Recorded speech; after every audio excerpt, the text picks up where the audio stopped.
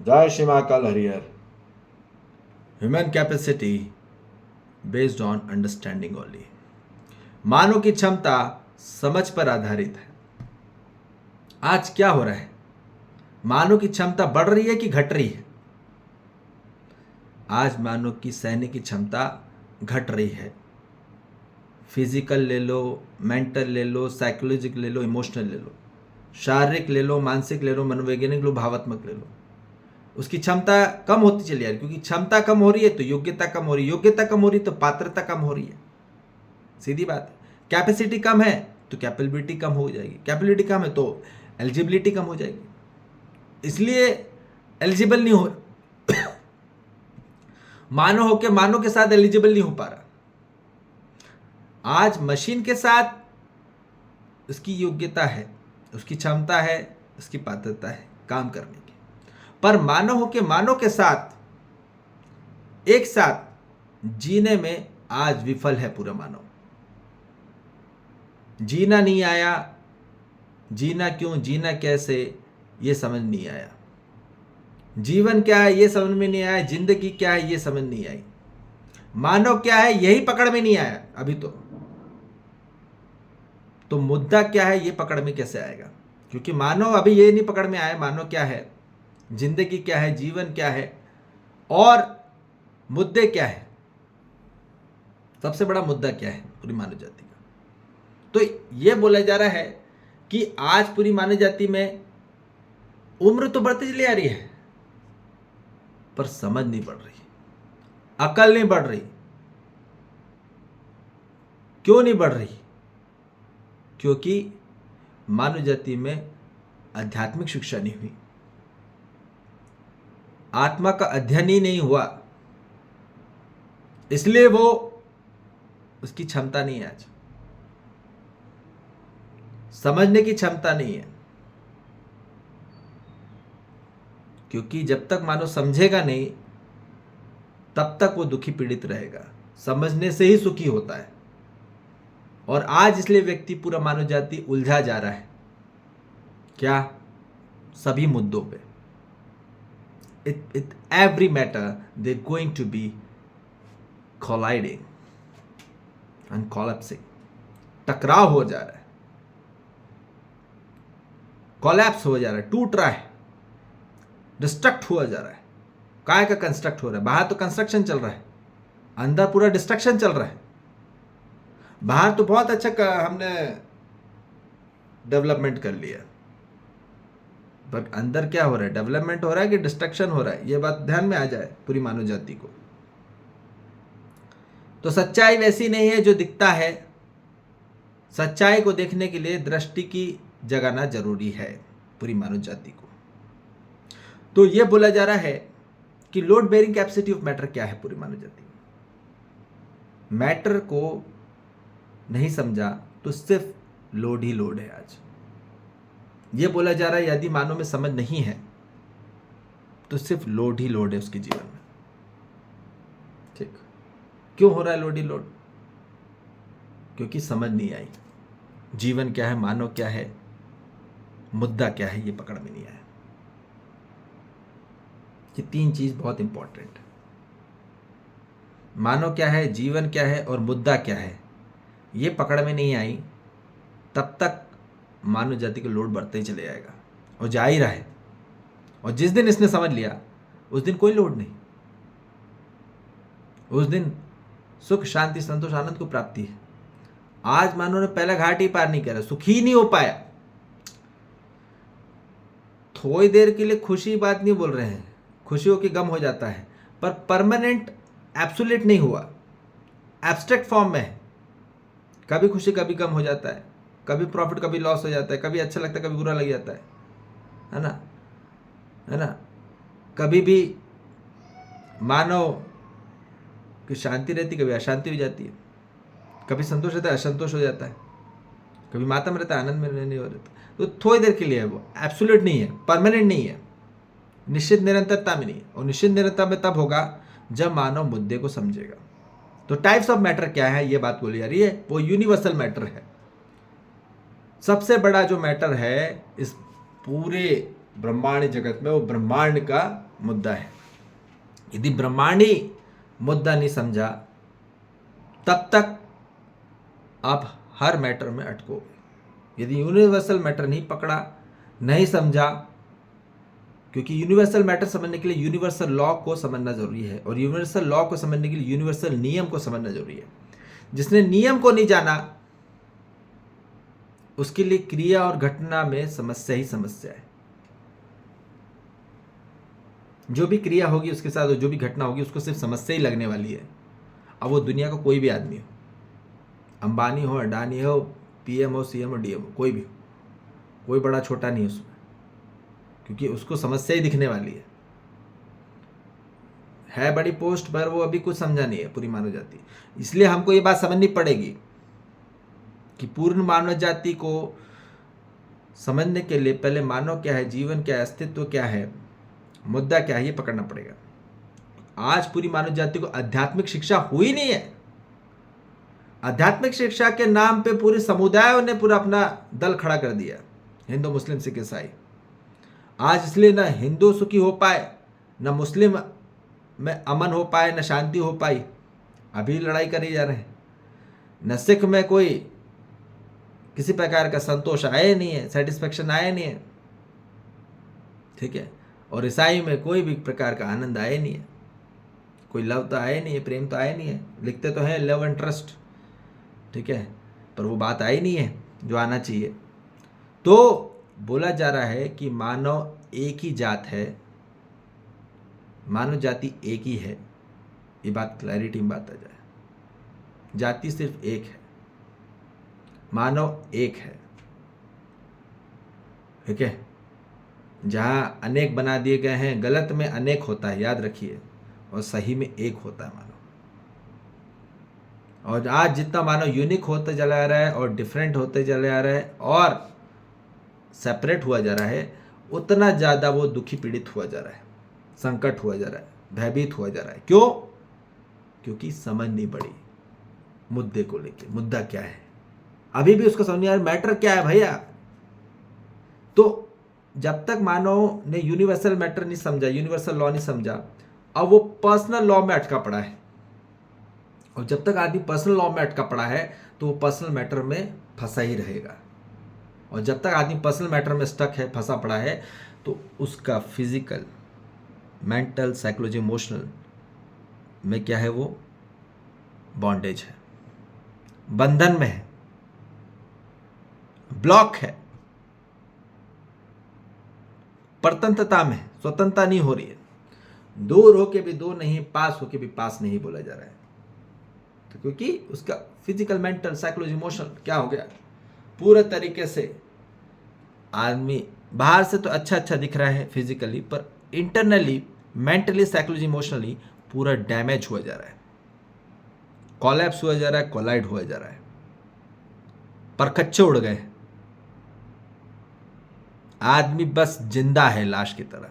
सच्चाई ये है, जी नहीं पा रहा, सरवाइव कर रहा है गोली के सहारे, मेडिकेशन के थ्रू, मेडिटेशन के थ्रू।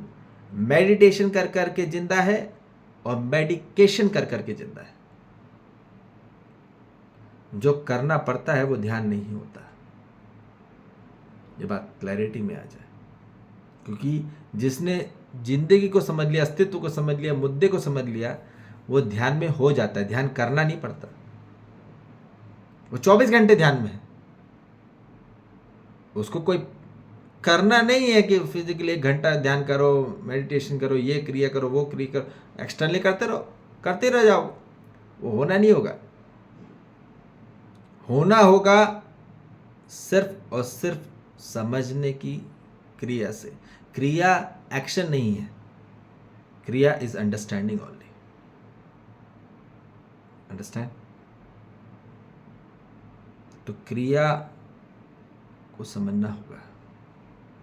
आज पर्सनल मैटर पूरा आदमी खुद ही अंदर कोलाइड है, कोलैप्स है, दुखी है, पीड़ित है, संकट है, भयभीत है, क्रोधित है, घृणा में है।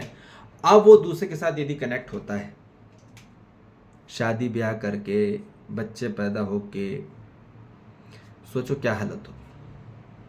दूसरे को सुखी कर पाएगा? कर ही नहीं सकता, कर ही नहीं सकता, क्योंकि दुखी व्यक्ति दुखी फैलाएगा, सुख नहीं कर सकता। क्योंकि सुख क्या है अभी तो यही नहीं पता। ठीक है, उसको लगता है कि सुविधा से सुख आता है, अधिकार से सुख आता है, फैसिलिटी एंड द राइट से उसको लगता है कि the getting the happiness. All these are temporary.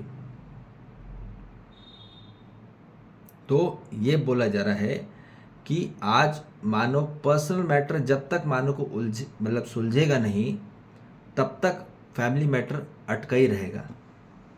इसलिए फैमिली सेटअप सही नहीं रहेगा कभी भी। अब आप कितना भी कर लो, हर मानो को अपना पहले सेटिंग सही करना पड़ेगा। जब तक अपना सेटिंग सही नहीं करेगा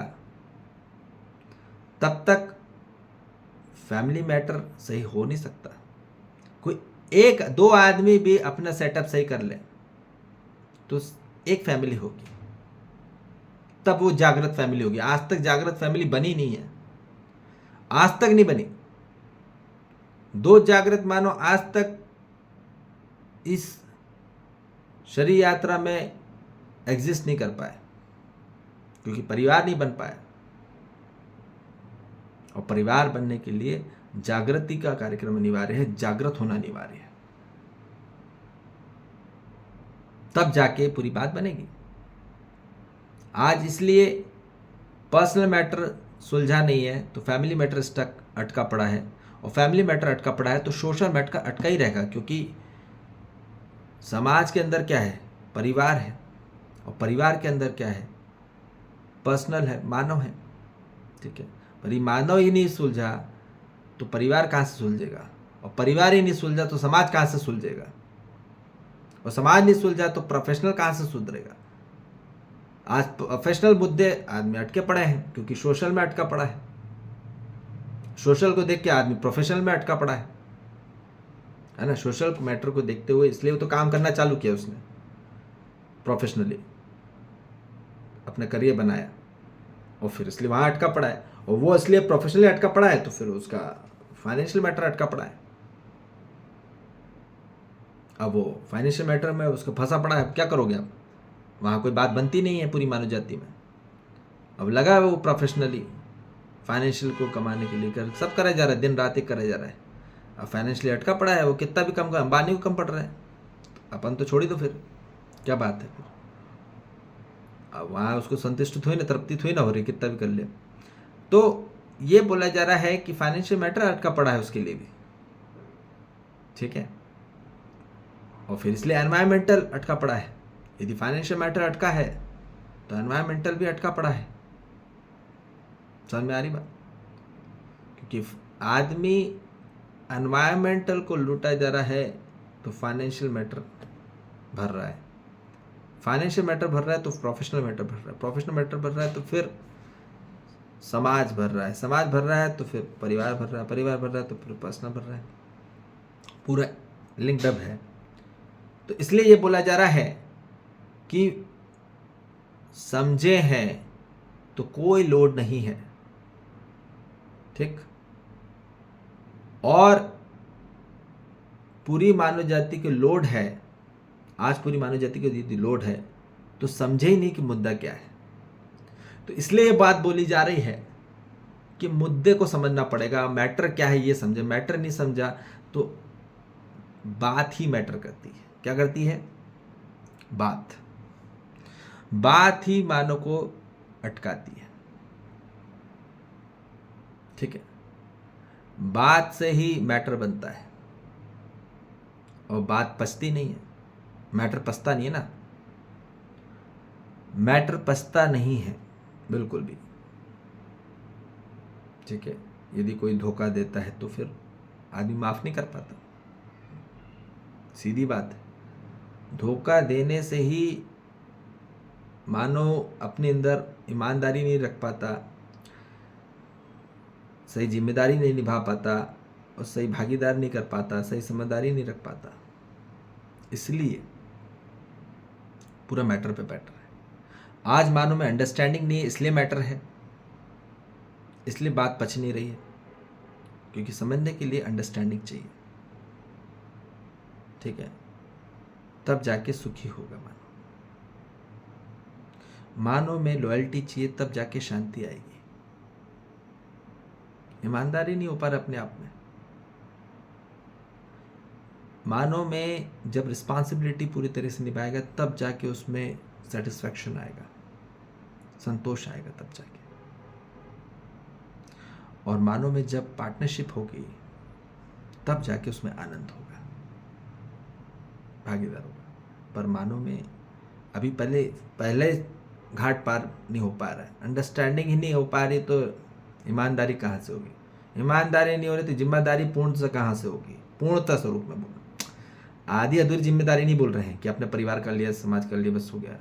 टोटलिटी में बोल रहे हैं यार। और फिर जिम्मेदारी होगी, फिर भागीदारी पे बात है। ठीक, समझ में आ गई बात? तो इसलिए समझ बड़ी होती है, इतना बस ध्यान रख लेना। समझ बड़ी होती है, समझ के अंदर ज्ञान होता है, वो ज्ञान के अंदर जागृति होती है। तो याद रखिए, अपना उद्देश्य जो है जीवन में समझ ज्ञान जागृति बनाना है, काम नाम दाम नहीं। इसलिए बाप बड़ा ना भैया, सबसे बड़ा रुपया नहीं है। बड़ा क्या है? काम नाम दाम नहीं, बड़ा समझ ज्ञान जागृति है। समझ से आदमी बड़ा होता है, ज्ञान से बड़ा होता है, जागृति से बड़ा होता है, ना कि काम से, ना कि नाम से, ना कि दाम से।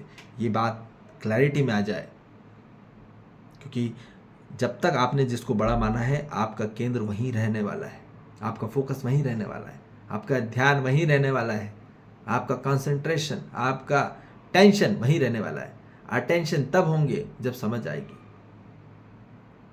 जब ज्ञान आएगा, जब जागृति आएगी। और यही बोला जा रहा है, और यही होना है हर मानव जाति।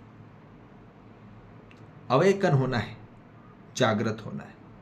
यही असली परम मार्ग है, यही असली परम धाम है। ठीक है जी।